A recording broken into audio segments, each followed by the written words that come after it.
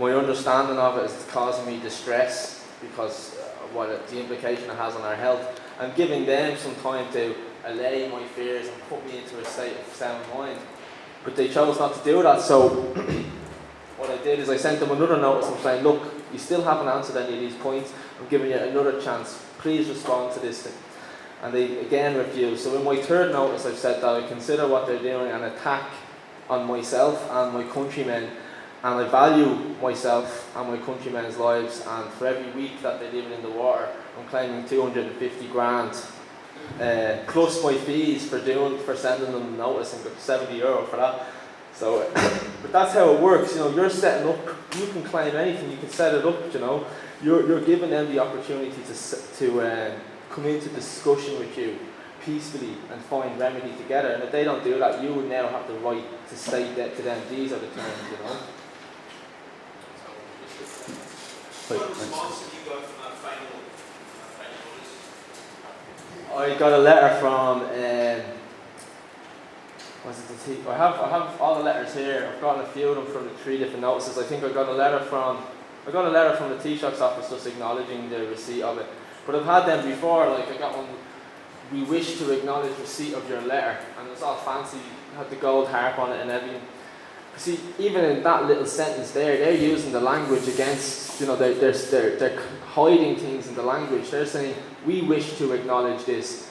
If I say, I wish to go to the shops, it doesn't mean I have actually gone to the shops. So they're saying, we wish to acknowledge this, but they haven't said, we acknowledge the contents of your letter. It's not a letter, it's a notice. Notice, yeah. And it's a lawful notice, so it's not just an offer to contract or anything. Sorry, you said the notice out. Do you use your name Yeah. or do you use it as the person? But this is the way we do it at the start. This is how you're supposed to write your name in a lawful sense, or if you're using it in the legal land, you would go, Kevin, what's your middle name, Kevin? You say it there. It'd be Kevin hyphen John colon Flanagan. So what that's saying is, because you didn't have first and second name, you had a Christian name and a family name. So Kevin John is your Christian name, and then that colon is kind of like saying of the Flanagan family, or from the Flanagans. You can write it like that as well. I, who am known as Kevin of the Flanagan family. You get all old English on it if you want, you know. Yeah. And if you're signing anything as well, if you're signing anything to do with commerce or on a contract to do with money, the way you'd sign it, you know, at the bottom they'd have their little line and they'd have a sign here. But what you actually write is write BY in not capitals, just normal letters. And then you'd put a semicolon, and then you'd put your signature, and then you put a bracket, and then write agent in the bracket, and then all rights reserved. So what's that's actually doing? Say if it's actually putting all the liability from the man onto the straw man, the corporation. You're acting as an agent for that corporation in commerce, and they can't touch it. So if you sign like that, if you sign the loan agreement with the boy, you access the credit, but you're not obliged to pay for it. The straw man is obliged to pay for the debt, but you just have access to the credit. If you differentiate between the man and the straw man. If you went into this is the thing, Vic Beck, I was telling you about, he went into the bank in Canada. He went in to sign as the agent, and all rights are without prejudice, UCC, but I won't get into that. But the bank goes, the agent that was in the bank that was dealing with it just took it up to his manager and goes, no, get the man out of here. They won't take it. They know the game basically, and they won't take it. And if you're signing anything without prejudice, which is basically reserving your rights as well, the bank won't take it either. That means accepting the man is not accepting any liability for the agent. So they won't accept it. I don't think it hasn't been tried yet in an Irish bank, but I advise you to do it. Then you can report back to us and see what the crack is. Anyway, just go in and apply for a loan or a student loan or whatever and sign it like that and see what happens. And if you get away with something like that, you're sorted. It's your money and it's got nothing to do with you, the debt, like nothing.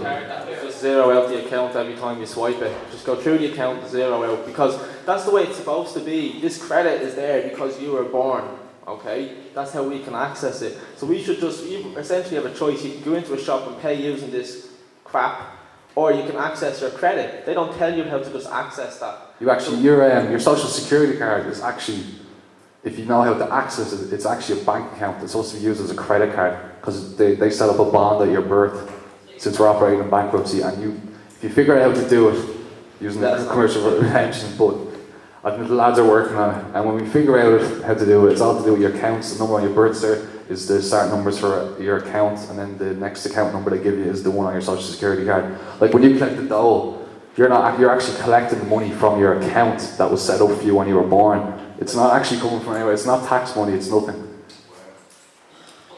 Do you mean a TPS number? Right?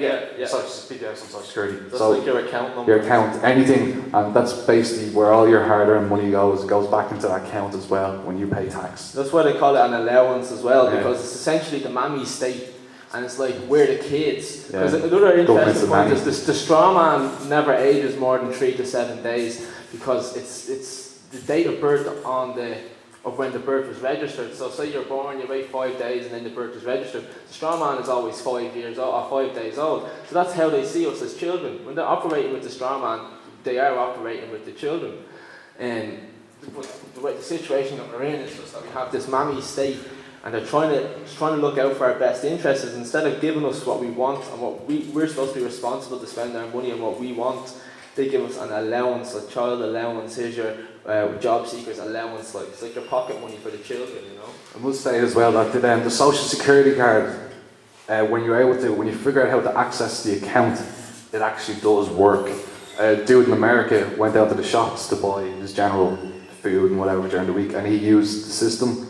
He got the correct numbers, correct digits. I think it was about 30 digits altogether from different accounts that it's got to do with his numbers, his birth cert, social security, and all sorts like that. And he swiped the card, and that was his PIN, his actual PIN. And it was grand. He used to sign something, walked off and walked out of the shop with all the stuff. So you're not actually supposed to. You can actually access that account and use it to the fullest.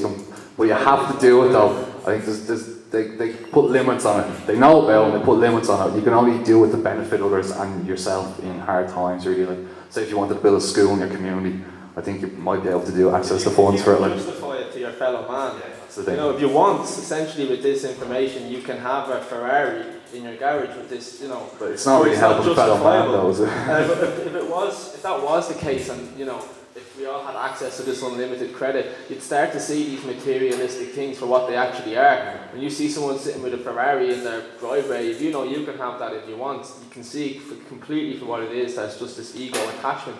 So if we had access to, if everything we needed was free, the ego would start to dissolve, because we wouldn't be chasing after, you know, I want that thing, you can have whatever you want. There would be space in the human mind to start exploring what our potential is, you know. Start looking inside ourselves. Yeah, that's what you got to do, is realise that like, we're all the same. That's it. We're all to help each other. We've all duties to protect each other. We've no rights if you have duties, is what I think. Our duties to protect out. If everyone protected everyone in the right way, it would be grand. I'm just going to show you, go through a video of a claim of right.